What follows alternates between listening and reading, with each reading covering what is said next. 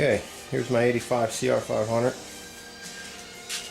Got done riding on Sunday. It was a wet sandy track, so you know sand got everywhere. Well, after power washing it and using a cleaner on it, power washing off the cleaner and getting the chain really good, I wanted to make this video to show you how to really prep the bike after a sand ride, because you got to clean it really good. And besides taking it all apart, I'm not going to go that deep into it, but there's a few things you want to make sure that you check. The number one thing for me is to get the sand out as much as possible, but your chain and sprockets take a beating in the sand. And the big thing I'm on is rear wheel free play. How good does it spin?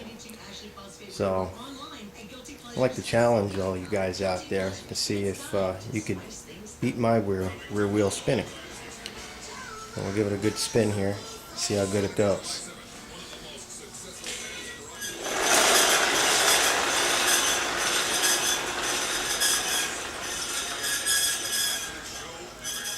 It goes pretty good, considering the brake is dragging a little bit. And I also have an 18-pound rear tire on there. That's the Terraflex, folks. It's a 150 by 90 by Interco.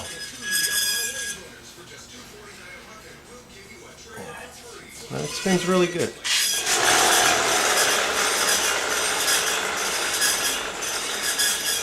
I've seen a lot of bikes at the track, and they unload them out of the truck, put them on the stands, and if they're lubing the chain at the track, they spin the wheel. It doesn't spin as good as it should, especially on these newer bikes. This is a 27-year-old motorcycle, and that rear wheel spins pretty good. Gotta make sure the bearings are in good working condition and everything is spaced out properly in the swing arm. On this bike, it's extremely close clearance between the sprocket and the swing arm. You can see through the years, I guess previous owners have gotten rocks or something caught in there, and a little bit of rust on there, I guess. But I use a chain wax, like this Maxima stuff over here. This is some good stuff. It doesn't fling off. It dries up pretty good.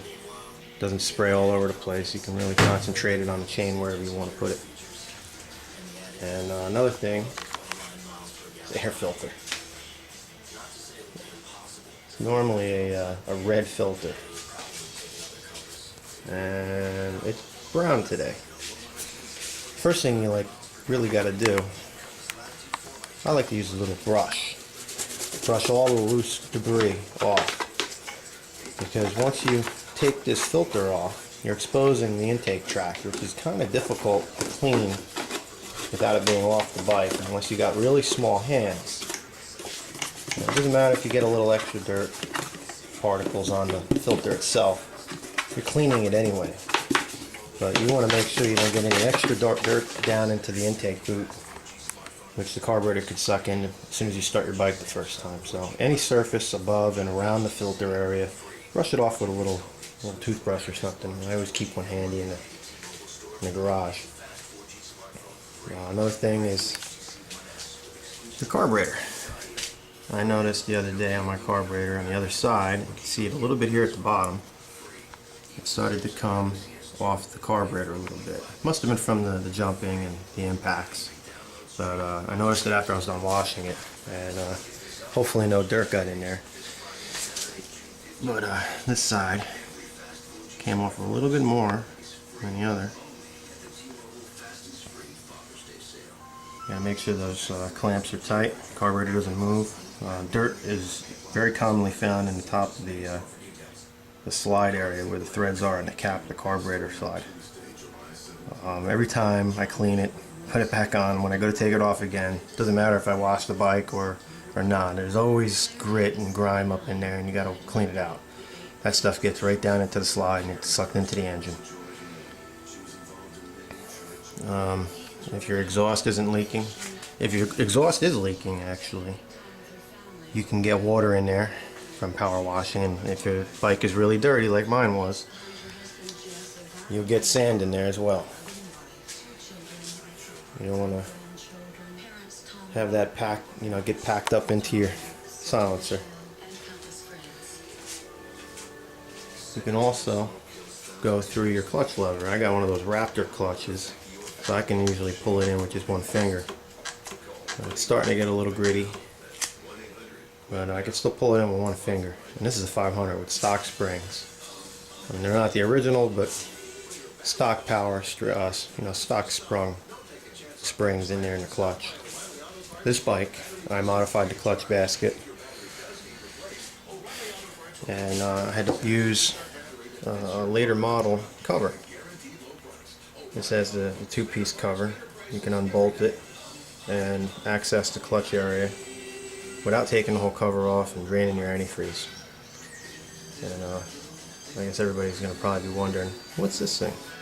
Well, that is a little bend in the pipe that I made there, because this engine was once in this frame where this 92 is.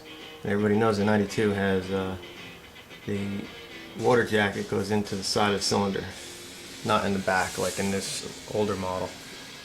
So I had to use a different hose and reroute it differently because the exhaust is different for the 92. And if you put this engine in that frame, you have to use the newer exhaust because it's already fitted. I had that fitted when the bike was created. Looks like my rear fender frame guards are holding up pretty good. Used a heat gun and a torch, a hot screwdriver to poke some holes in here and protect the frame. So far so good. Thought the zip ties would break. Foot pegs still tight. Don't really rattle too much. Rear brake real tight. Linkage. All that stuff you want to keep clean, free of dirt. Looks like I gotta work on this rear brake. That's this bolt right here. You're always gonna get water and dirt and stuff in there. Unscrew the bolt. It's got a large shoulder on it. Wire, take a wire wheel to it or something. Put some fresh grease. Make sure the seal is good. Put it back together. That's it for now, and hopefully we'll be ready to ride again at Palmetto for Saturday. Can't wait.